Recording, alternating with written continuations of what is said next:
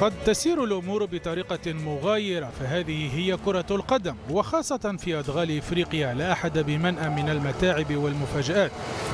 تونس رفقة جلال القادر وضعت نفسها في الزاوية، ولا يعبر بها إلى الدور الموالي من المعترك القاري إلا 3 نقاط تطير بها نصور قرطاج إلى ثمن نهائي كان الكوت ديفوار.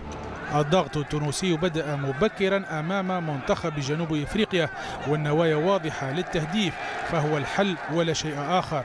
ورغم تكرار المحاولات إلا أن كتيبة البافانا بافانا عرفت كيف تجاري الإيقاع، ووصلت مرمى بشير بن سعيد في أكثر من مناسبة، فالتأهل يتحقق لها ولو بنقطة، إلا أن جمع أكبر عدد منها هو هدف رفاق بيرسيتاو.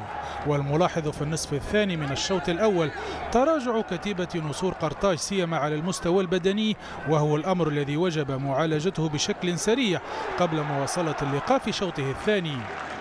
نصور قرطاج عادوا في اللقاء في الفترة الثانية، واقترب بن سليمان من المرمى برأسية لم تأتي بالمطلوب، ومع مرور حوالي ساعة من زمن المواجهة أقحم القادري يوسف المساكني في محاولة لتغيير الإيقاع، لكن شيئا لم يحدث في ظل العقم الهجومي للمنتخب التونسي.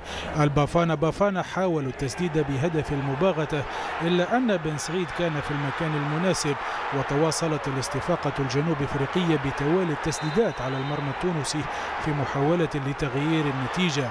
لكن مع تقدم الدقائق بدأت الأمور تتضح، وتعدد المحاولات كان دون جدوى في ظل مستوى مخيب من كتيبة القادري التي غادرت رسميا كأس الأمم الإفريقية من الدور الأول ومن دون تحقيق أي انتصار، والمحصلة نقطتان وتذيل للمجموعة الخامسة، في حين التحق منتخب البافانا بافانا بركب المتأهلين لثمن نهائي كان الكوت ديفوار.